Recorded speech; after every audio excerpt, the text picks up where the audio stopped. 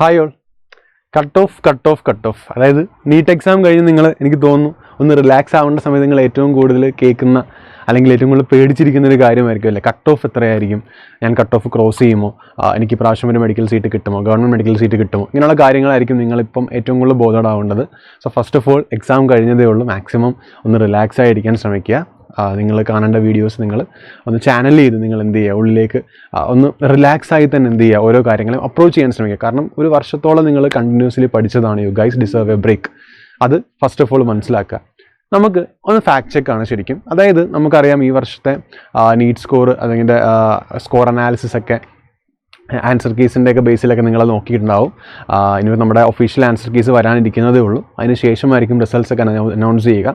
അതിനുശേഷം counselling process ആയിരിക്കും. അപ്പോൾ ഇനി ഒരു 2 months ശരിക്കും നിങ്ങൾക്ക് ക്രൂഷ്യലായിട്ടുള്ള മാസങ്ങൾ തന്നെയാണ്. ശരിക്കും ഒരു അഡ്മിഷൻ്റെ പ്രൊസീജിയേഴ്സും കാര്യങ്ങളൊക്കെ വരുന്നൊരു മാസം തന്നെയാണ്. അപ്പം അവിടെ എപ്പോഴും കേൾക്കാറുള്ള കാര്യമാണ് എത്രയിലായിരിക്കും ലാസ്റ്റ് റാങ്ക് കട്ട് ഓഫ് ആകുക എന്നുള്ള കാര്യങ്ങൾ. നമ്മളത് കഴിഞ്ഞ വർഷത്തെ 3rd phase MBBS allotment data വെച്ചിട്ടൊന്ന് ഫാക്ച്വലി ചെക്ക് ചെയ്യാൻ പോവുകയാണ് ഇതിലൂടെ. അപ്പം കഴിഞ്ഞ വർഷത്തു നിന്ന് ഈ വർഷത്തിലേക്കുള്ള ഒന്നിൻ്റെ വ്യത്യാസം എന്തെന്ന് വെച്ചാൽ, നീറ്റ് പേപ്പർ കഴിഞ്ഞ വർഷത്തിലേക്കാളും കമ്പാരിറ്റീവ്ലി കുറച്ചുകൂടി ഒരു മോഡറേറ്റ് ലെവലിലേക്ക് മാറി. കഴിഞ്ഞ വർഷം കുറച്ചുകൂടി ഈസിയർ ആയിരുന്നെങ്കിൽ, ഈസിയർ എന്ന് ഉദ്ദേശിക്കുന്നത് ഇപ്പോൾ ഫിസിക്സ് ഒക്കെ ആണെങ്കിൽ പോലും കുറച്ചും കൂടി ഈസിയർ ആയിരുന്നെങ്കിൽ, ഇങ്ങോട്ട് വന്നപ്പോൾ ഒരു മോഡറേറ്റ് ലെവലിലേക്ക് പേപ്പർ മാറിയതാണ് ശരിക്കും ആ ഒരു ടെസ്റ്റ് വന്നത്. പക്ഷേ എന്നാൽ പോലും ഈ വർഷം കാൽക്കുലേറ്റ് ചെയ്യപ്പെടുന്നത് ശരിക്കും ഒരു 630 മുകളിൽ സ്കോർ ചെയ്ത വിദ്യാർത്ഥികളുടെ എണ്ണം മുമ്പത്തെ വർഷങ്ങളെക്കാളും വളരെയധികം കൂടുതലാണ്. വളരെയെന്ന് വെച്ചാൽ കേരളത്തിൽ നിന്ന് 630 ബാർ ക്രോസ് ചെയ്തവരുടെ എണ്ണം വളരെയധികം കൂടുതലെന്നുള്ളതാണ് ഒരു റിപ്പോർട്ട്സാണ് ശരിക്കും നമുക്കിപ്പം മനസ്സിലാവുന്നൊരു കാര്യം. അപ്പോൾ അതും കൂടെ നമ്മൾ മുന്നിൽ കണ്ട് വേണം ശരിക്കും നമുക്ക് നമ്മുടെ സ്കോർ അനാലിസിസും കാര്യങ്ങളൊക്കെ ഒന്ന് നടത്താൻ വേണ്ടി. പക്ഷെ എന്നാൽ പോലും കഴിഞ്ഞ വർഷത്തെ 3rd phase അലോട്ട്മെൻറ്റിൽ നടന്ന അല്ലെങ്കിൽ കാറ്റഗറി വൈസ്, ഇപ്പം നിങ്ങൾക്ക് ഓരോരോ കാറ്റഗറീസ് ഉണ്ടാവും, ആ കാറ്റഗറി വൈസിൽ കട്ട് ഓഫ് ആയ നമ്മുടെ ലാസ്റ്റ് സ്കോർ അല്ലെങ്കിൽ നീറ്റിൻ്റെ സ്കോർ എത്രയാണ് എന്നതാണ് ശരിക്കും ഈ വീഡിയോയിലൂടെ ഉദ്ദേശിക്കുന്നത്. ശരിക്കും ഈ ഒരു പാറ്റേണിലായിരിക്കും നിങ്ങളുടെ MBBS കേരള അലോട്ട്മെൻറ്റ് വരിക. അവിടെ ലാസ്റ്റ് റാങ്ക് വരുന്നത് ഈ ഒരു പാറ്റേണിലായിരിക്കും. അവിടെ ഓരോ കാറ്റഗറിയിലും ഈ കാണുന്ന ഇത്രയും കാറ്റഗറിയിലാണ് ശരിക്കും അഡ്മിഷൻ നടക്കുക. അപ്പോൾ ഈ അഡ്മിഷൻ നടക്കുന്ന ഓരോ കാറ്റഗറി വെച്ചിട്ടാണ് ശരിക്കും അവർ ലാസ്റ്റ് റാങ്ക് പറയുക. അപ്പോൾ ഇത് 3rd phase MBBS അലോട്ട്മെൻറ്റിൻ്റെ ലാസ്റ്റ് കേരള റാങ്കാണ് ശരിക്കും ഈ മുകളിൽ ഞാൻ കൊടുത്തിട്ടുള്ളത്. അതിന് കറസ്പോണ്ടിങ് ആയിട്ടുള്ള നീറ്റ് സ്കോറുമാണ്.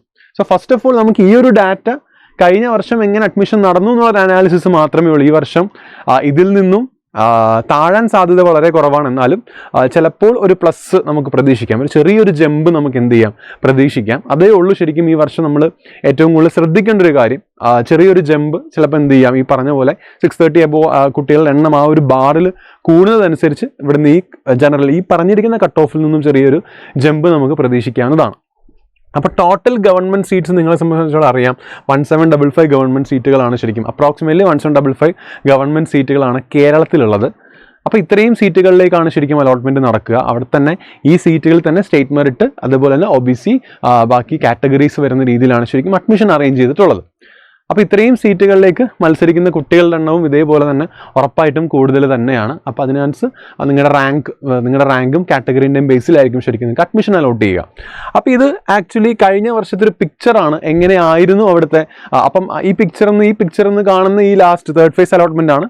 അപ്പോൾ ഇതിന്ന് കാണുന്ന ഈ സ്കോർ വെച്ചിട്ട് നിങ്ങൾക്ക് എന്ത് ചെയ്യാം, കുറച്ച് ഫ്രണ്ടിലേക്ക് എന്നുള്ള രീതിയിൽ, അല്ലെങ്കിൽ ഒരുപാട് മാറ്റം വരത്തില്ല. കാരണം എന്ന് വെച്ചാൽ അതിനൊരു റീസൺ പറയുന്നത് വി ക്യാൻ സേ ദാറ്റ്, അതായത് ഇപ്പം ഒരു 680+ ഒക്കെ വരുന്നവർ ഉണ്ടെങ്കിൽ they will always aim four എന്താണ്, ഓൾ ഇന്ത്യ അഡ്മിഷൻസ് ആണ്. അപ്പം അങ്ങനെയുള്ളൊരു ഓൾ ഇന്ത്യ അഡ്മിഷൻസിന് വേണ്ടി ഇപ്പോൾ എയിംസ് അല്ലെങ്കിൽ ജിപ്മർ പോലെയുള്ള ഇൻസ്റ്റിറ്റ്യൂട്ട്സിലേക്കുള്ള ഓൾ ഇന്ത്യ അഡ്മിഷൻ എയിം ചെയ്യുമ്പോൾ ഉറപ്പായിട്ടും താഴേക്ക് വരുന്ന അല്ലെങ്കിൽ നമുക്കിവിടെ കേരളത്തിലേക്ക് ഉദ്ദേശിക്കുന്ന കുട്ടികൾക്ക് അവിടെ ചാൻസസ് കൂടുകയേ ചെയ്യത്തുള്ളൂ. അപ്പോൾ അതുകൊണ്ട് തന്നെ ഈ പ്ലസ് എന്ന് പറയുന്ന ഒരുപാട് പ്ലസ് ഒന്നും ആവില്ല.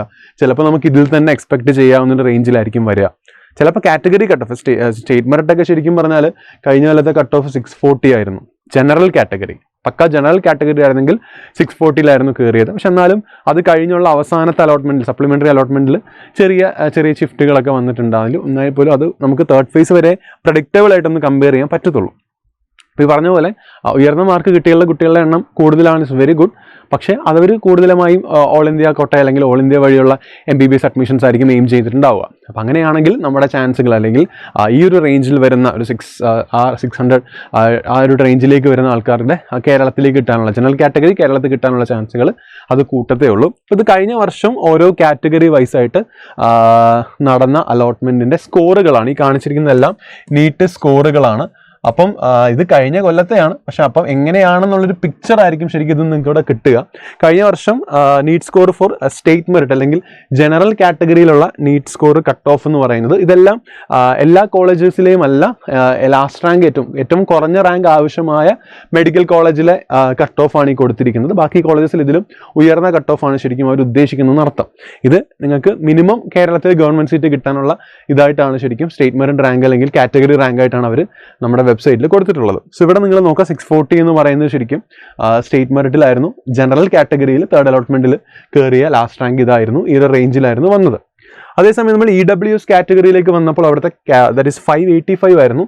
ഇത് ചിലപ്പോൾ ചെറിയ രീതിയിലൊരു ഇൻക്രീസ് നമുക്ക് പ്രതീക്ഷിക്കാം. 585 നിന്നും ചെറിയൊരു ഇൻക്രീസ് നമുക്ക് പ്രതീക്ഷിക്കാം. എന്നാലും EWS ആണെങ്കിൽ ഇതാണ് ശരിക്കും ഇത് വരുന്നത്.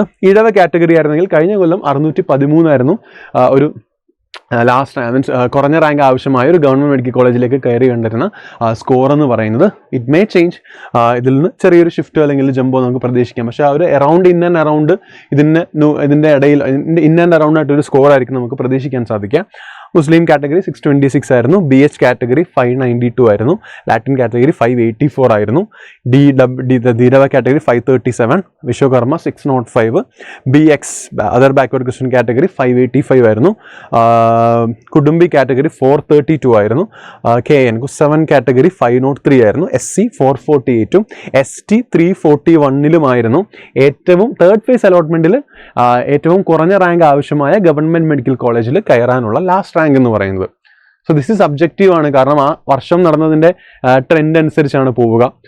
ഇനി തൊട്ട് മുകളിലേക്ക് ഈ വർഷമാകുമ്പം കുറച്ചും കൂടെ മീൻസ് ആ ഒരു സ്കോർ ബാർ മാറുന്നതനുസരിച്ച് ഇതിൽ നിന്നും ചെറിയ വേരിയേഷൻസ് ഉണ്ടാകും. എന്നാലും ഒരു ഡ്രാസ്റ്റിക് ആയിട്ടുള്ള വേരിയേഷൻസ് ഒരിക്കലും നമുക്ക് പ്രതീക്ഷിക്കും. പക്ഷെ പെട്ടെന്നൊരു ഹൈ ജമ്പ് ഒന്നും ശരിക്കും എന്ത് ചെയ്യാൻ പറ്റില്ല, അതിൽ പ്രതീക്ഷിക്കണം. അപ്പം അങ്ങനെ നിങ്ങൾ എന്ത് ചെയ്യരുത്, ഒരിക്കലും പാനിക് ആവരുത്.